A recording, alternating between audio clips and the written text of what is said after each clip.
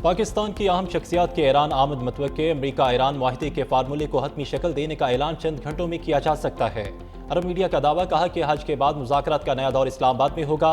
वज़ीर दाखिला मोहसिन नकवी की भी ईरानी क़यादत से मुलाकातें। ईरानी सदर मसूद पेशकियान से मुलाकात की। खिते की सूरत हाल समेत अहम अमूर पर तबादला ख्याल।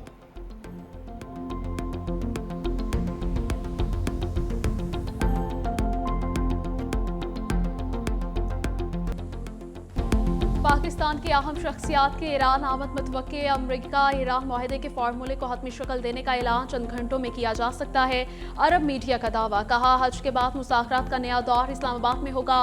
वज़ीर दाखिला मोहसिन नकवी की भी ईरानी क़यादत से मुलाकातें। ईरानी सदर मसूद पेशकियान से मुलाकात की। खिते की सूरत हाल समेत अहम उमूर पर तबादला ख्याल। मोहसिन नकवी के ईरानी वज़ीर ख़ारजा सिकंदर मोमनी और पासदारान इनक़लाब के जनरल अहमद वहीदी से भी मुलाकातें। खिते में क़याम अमन के लिए गुफ्तगू की। वज़ीर दाखिला का ईरान का ये दूसरा दौरा है।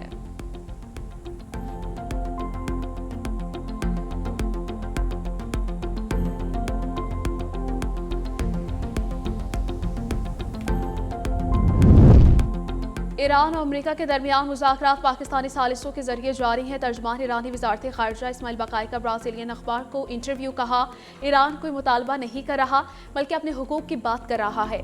ईरान पर आयद अमरीकी पाबंदियों का खात्मा होना चाहिए। अमरीका को अपनी नेक नियति का सबूत देना होगा। अमरीका को ईरानी बहरी जहाज़ों के खिलाफ बहरी क़ज़ाक़ी को ख़त्म करना होगा। ईरान लेबनान समेत तमाम महाज़ों पर लड़ाई के खात्मे और ईरानी असासों की बहाली चाहता है।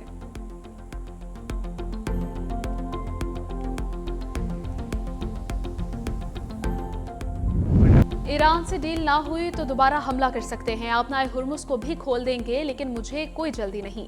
ईरान डील करने के लिए बेताब है। ईरान को एक अच्छी डील दे रहे हैं। अमरीकी सदर ट्रंप की मीडिया से गुफ्तगू, मजीद कहा हमें ईरान से दुरुस्त जवाब चाहिए। डील तक ईरान को रिलीफ नहीं देंगे। ईरान के जवाब का कुछ दिनों तक इंतजार करेंगे। ईरान को मुआहिदा करना होगा, वरना वो जानते हैं क्या होगा। ईरान से मुतालिक मैं और नेतन्याहू मुत्तफिक हैं। इस्राएली वज़ीर आज़म को जो मैं कहूँगा वो करेगा।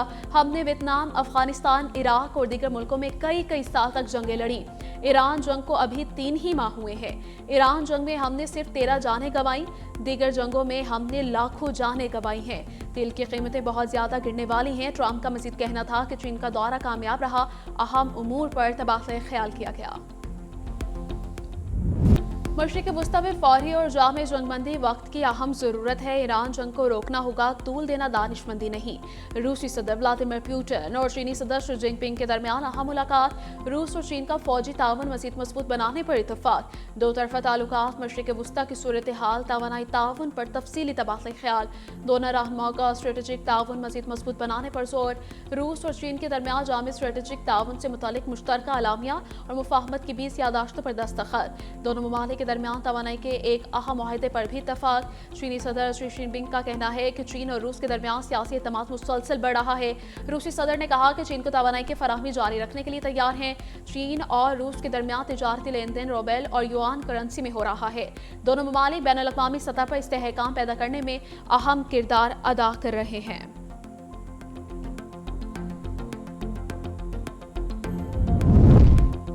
इलाकाई ममालिक के पास जंगबंदी का वक्त है। अमरीकियों की मुस्तकिल बेदखली का ऐलान करें। ईरानी नेशनल सिक्योरिटी काउंसिल के सरबराह इब्राहिम रज़ाई ने कहा कि बाद में खित्ते के ममालिक ईरान से शिकायत ना करें। ईरानी पार्लियामेंट के स्पीकर मोहम्मद बाकिर कालीबाफ ने कहा दुश्मन की खुली और छुपी दोनों तरह की सरगर्मियां जाहिर करती हैं कि वो जंग के एक नए दौर की तलाश में हैं।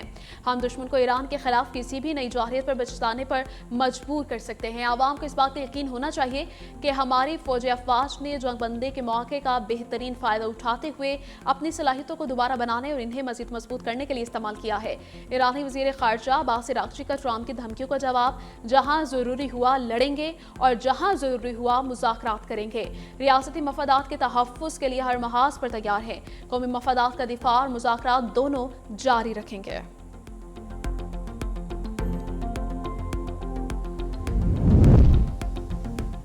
सऊदी अरब की ईरान से कशीदगी में कमी और मुज़ाकरात आगे बढ़ाने की अपील। सऊदी अरब का अमरीका की जानिब से मुज़ाकरात को मज़ीद मौके देने के फैसले का खैर मकदम। अब्दाय हुर्मुज़ में अमन और बहरी आज़ादी की बहाली पर जोर। सऊदी अरब ने खित्ते के अमन इस्तेहकाम के लिए जामे मुआहदे की हिमायत कर दी। पाकिस्तान की सिफारती कोशिश और सालिसी को सराहा।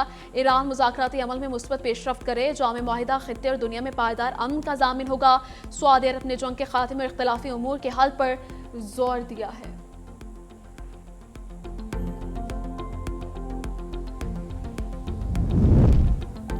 मशरिक़ वस्ता में अमन इस्तेहकाम के लिए चीन का किरदार अहम है। सी पैक को पाकिस्तान की समाजी और इक़्तिसादी तरक्की के लिए गेम चेंजर है। पाकिस्तान और चीन ने 75 वर्षों में बाहमी एतमाद और स्ट्रेटेजिक हम आहंगी पर मबनी लाजवाल दोस्ती कायम की है।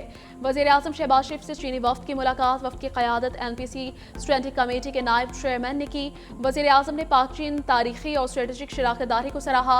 सी पैक के अगले मरहले में ज़राअत, IT, सनअत और मादनियात के शोबों पर खुसूसी तवज्जो दी जाएगी। चीनी वफ़द ने इलाक़ाई अमन के लिए पाकिस्तान के किरदार की हिमायत का इयादा किया। वज़ीर आज़म से बरतानिया के कौमी सलामती के मुशीर जोनाथन पाउल की भी मुलाकात। शहबाज शरीफ का बरतानिया के साथ देरीना ताल्लुकात, स्ट्रेटेजिक शराकतदारी को फ़रोग़ देने का इयादा। वज़ीर आज़म से खालिद मकबूल सदीकी की क़यादत में मुत्तहिदा कौमी मूवमेंट के वफ़द की भी मुलाकात। आइंदा वफ़ाक़ी बजट के हवाले से MQM की तरफ से तजावीज़ पेश की गई।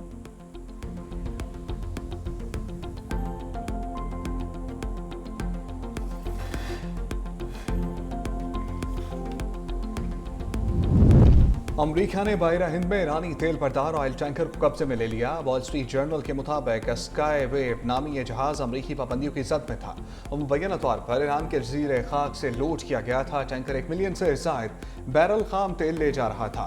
अमरीकी अफवाज ने अब तक 90 तजारती जहाज़ों को वापस मोड़ा है।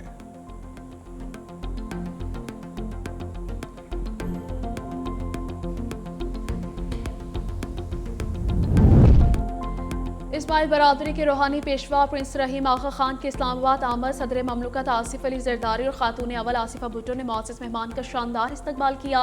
वफाकी वज़रा भी मौजूद थे। ईवान सदर में प्रिंस रहीम आगा खान के एजाज़ में बाज़ाब्ता इस्तकबाल की तकरीब। बिलाल भुट्टो ने वेलकम कहा। बच्चों ने फूल पेश किए। कौमी तराना भी बजाया गया। सदर आसिफ अली जरदारी से प्रिंस रहीम आगा खान ने मुलाकात की। सदर ममलकत ने मुअज़्ज़ज़ मेहमान के एजाज़ में इशाइया भी दिया। वज़ीर आज़म शहबाज शरीफ, फील्ड मार्शल सईद आसिम मुनीर की शिरकत। चेयरमैन सेनेट यूसुफ रज़ा गिलानी और स्पीकर कौमी असम्बली समेत दीगर शख्सियात शरीक हुई। प्रिंस रहीम आगा खान ने पाकिस्तान में फलाही तरक्याती मनसूबों के तसलसल के आज़म का इयादा किया।